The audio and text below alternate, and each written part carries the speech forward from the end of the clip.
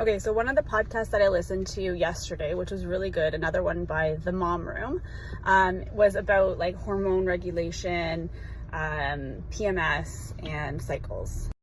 And so like one of the main takeaways, and there was a lot of good ones, one of the main ones was that if like as women, we experience like a lot of PMS type of symptoms, like insomnia, irritability, pain, dysregulated bleeding, that kind of thing. One of the things that is contributing or is likely contributing is our hormone balances.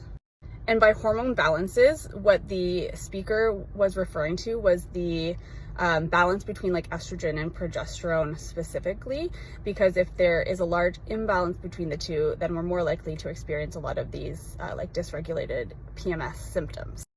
And they went on to talk about a couple of like the main things that we do in our daily lives that can affect the dysregulation of those hormones quite a lot.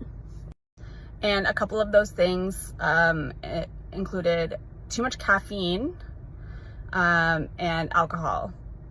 And then one of the things that was noted to be extremely helpful in regulating was protein, specifically in the morning. And another thing that they mentioned that can affect whether or not you're going to have like bad PMS symptoms or not was micronutrient deficiencies. And a couple of those big players included magnesium, selenium, and zinc.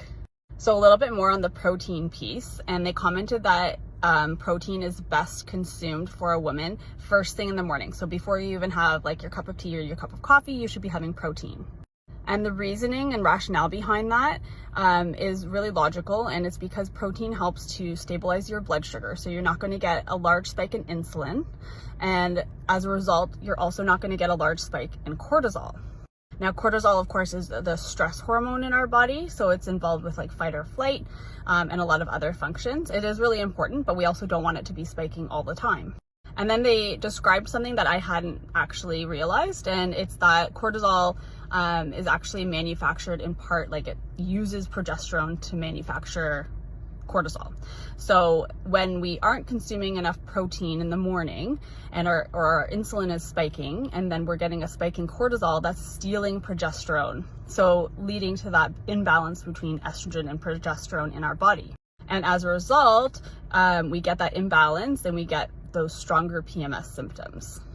So I thought that was very interesting and also like noteworthy, because I am a big like advocate obviously for having protein in the morning, and I always have my protein like first thing in the morning. So like whether you're using a protein powder like Arbonne or like grabbing a handful of like nuts or like eating an egg or whatever, you should be doing that first thing in the morning before you do anything else.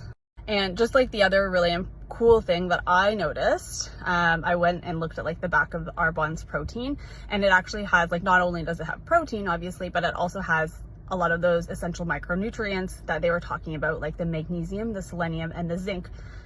And I think that's really cool, because that way you get your protein and all of your micronutrients in one spot. Like that's how easy is that? Like in 1 minute a day, basically, you get all of your micronutrients, and it's going to help you regulate your hormones and hopefully reduce your like PMS symptoms every month, which I just thought was really cool.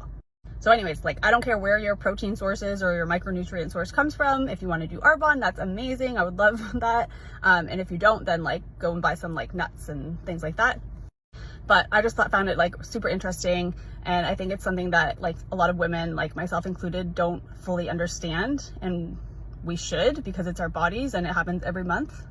So I thought this was a really cool, informative podcast, and like some really easy changes that we can make in our daily lives that might lead to just like us overall feeling so much better every month. So I hope it was helpful for me to share this information with you guys.